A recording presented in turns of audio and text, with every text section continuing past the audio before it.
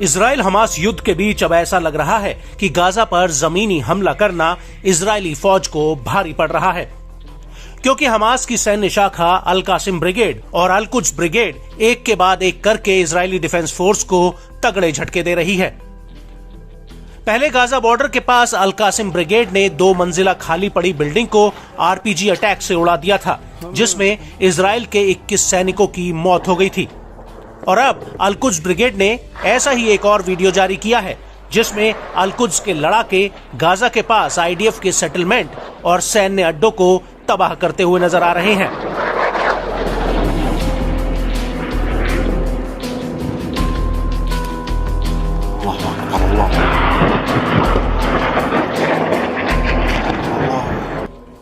इस वीडियो में साफ नजर आ रहा है कि कैसे अल कुद्स ब्रिगेड के लड़ाके रात के अंधेरे में दनादन रॉकेट्स की बौछार कर रहे हैं। एक रॉकेट छूट नहीं पाता तब तक दूसरा रॉकेट दाग दिया जाता है और गाजा बॉर्डर का पूरा आसमान इन रॉकेट की रोशनी से लाल हो रहा है।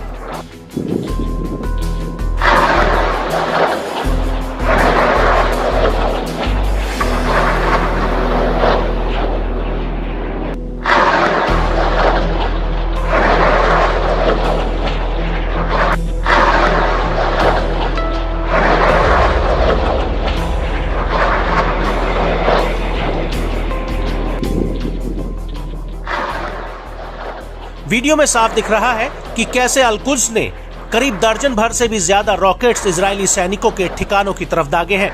हालांकि अभी तक ये साफ नहीं हुआ है कि इन हमलों में इजरायली सेना को कितना नुकसान हुआ है।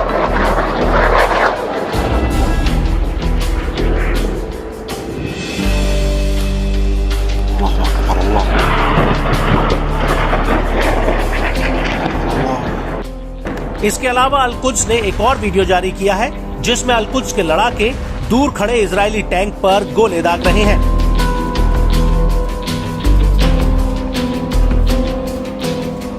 और इसी वीडियो को आगे देखने पर साफ नजर आ रहा है कि पहले अल कुद्स का एक लड़ाका दर्जन भर रॉकेट्स या गोलों को इकट्ठा करता है और फिर उन्हें लॉन्चर में भरकर इजरायली सेना की तरफ दनादन फायर कर देता है।